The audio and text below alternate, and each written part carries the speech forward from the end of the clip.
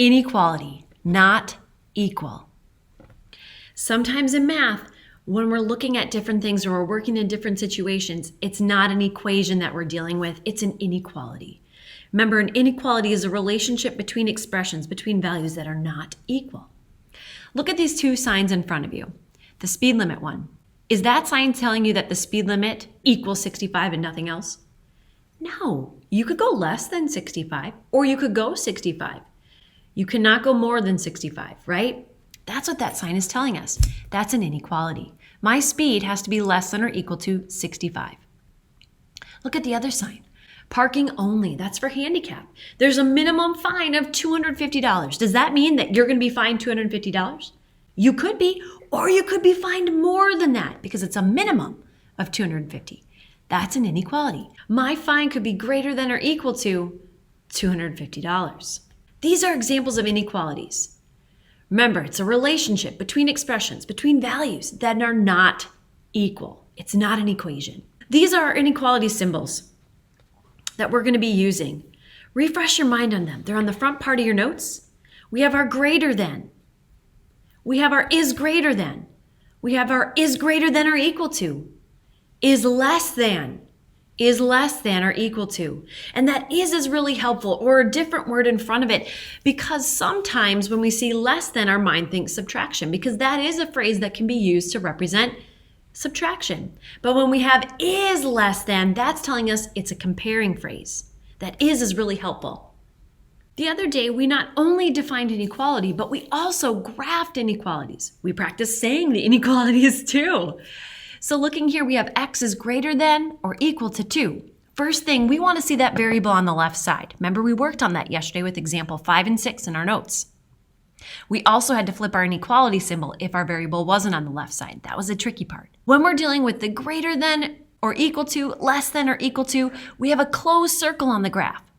Whenever we're dealing with, look at my second example here, x is greater than 2. Whenever we're dealing with the greater than or less than, we have an open circle on the graph because we're not saying that our variable, whatever we plug in for it, is also equal to. So it's an open circle. Today, you're going to be given a graph. So we are going to answer, how do I write inequalities from a graph? We're working backwards from what we did yesterday. Find example 1 and 2 in your notes. They are in the 5.6a notes. Remember, variables go on the left. That's a really important piece. So when we're writing these inequalities, what should come first? The variable. So looking at this, I notice a couple things right away. I notice that my point is on 0. So I'm comparing my variable to 0. Now, I notice it's a closed circle. So that means I'm using greater than or equal to or less than or equal to. To determine which one, I got to look at where my arrow is pointing. It's pointing to the lower numbers. So it has to be the less than or equal to. Variable comes first. So x is less than or equal to, and what value is the point on?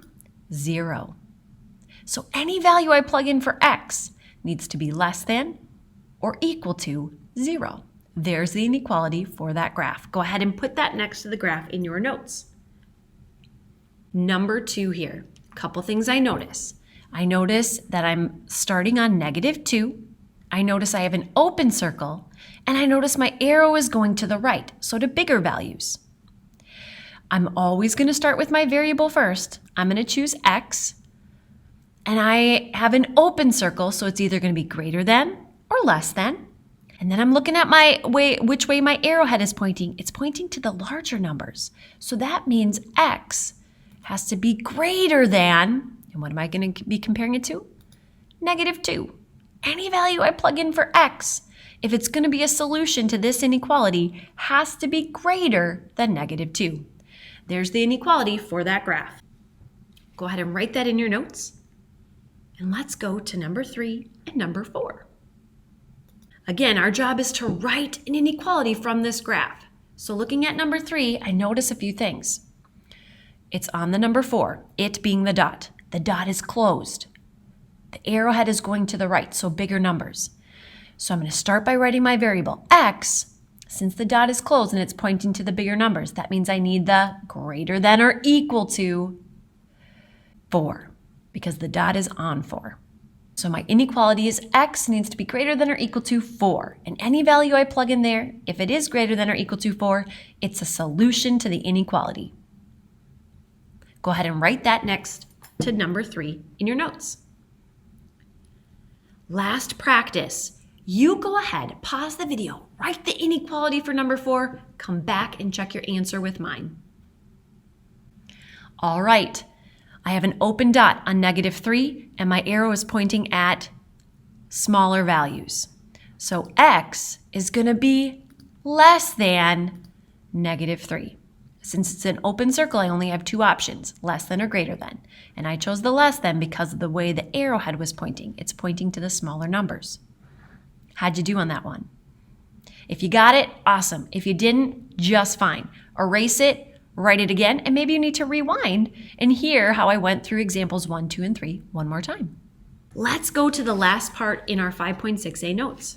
And that is where we're identifying solutions to an inequality, which we have already been working on. Another helpful hint is going to be to draw a graph with this. So you have an inequality in front of you. It says x is less than -7. Our job is to circle the options that are solutions to that given equality, meaning what could we plug in for x that would work? Well, if you're not sure, you can draw a graph. So this graph in front of me, I'm going to start by putting an open circle on -7, and then I'm talking about values that are less than that, so it's going to be pointing to the left. So if I look at my options in my multiple choice, A, B, C, or D, do you see some values that are less than -7 that would work? Yeah, -8 and -9. Those would be solutions to this inequality. And again, a helpful hint is to draw a graph because I can clearly see that I can include -7 on my graph, but -8, -9, -10, and going on forever, those would all be solutions to the inequality x is less than -7. This is our final example. So with this one, I want you to pause the video and try to do this one on your own. Then come back and compare your answer with mine. If you look over on the left-hand side in that column, it says identify solutions to the inequality. You're going to circle the options that are solutions to that given inequality. Those are the directions. I have 2 helpful hints for you here. Draw a graph. And what side should the variable be on? Yeah, be mindful of that. Pause the video, come back and check your work with mine. With this one, I noticed right away that my variable's not coming first. So I'm going to switch that. And then I also know that if I have them switch spots, I need to also flip my inequality sign. So my inequality with the variable coming first would be x is greater than or equal to 0. Now my mind might need a visual piece to help me before I just start circling what I think are the answers. So draw a graph. I know that I'm going to have a closed circle on 0. Any value I plug in for x, it needs to be greater than or equal to 0. So I want to have my arrow be pointing at the numbers that are larger. So now any of these numbers, and it goes on for forever, if they're an option in my multiple choice, I want to circle them. Since I have a closed circle on 0, that could be a solution. So B would be an answer. 1 is greater than 0, so that would be an answer. And 2 is greater than 0, so that would be an answer. -1 would not be an answer there for letter A because -1 is not greater than nor equal to 0. So the correct answer would be B, C, and D for this problem. Again, helpful hint, draw a graph, and then always be aware, is the variable on the left side? And if it's not, make those adjustments. Let's summarize this, 7th graders. What's an inequality and its purpose? Inequalities represent relationships that are not equal. Something else that's really important to remember is the variable goes on the left. Those 2 sentences you see in front of you, go ahead and write those in the summary box of your 5.6a notes.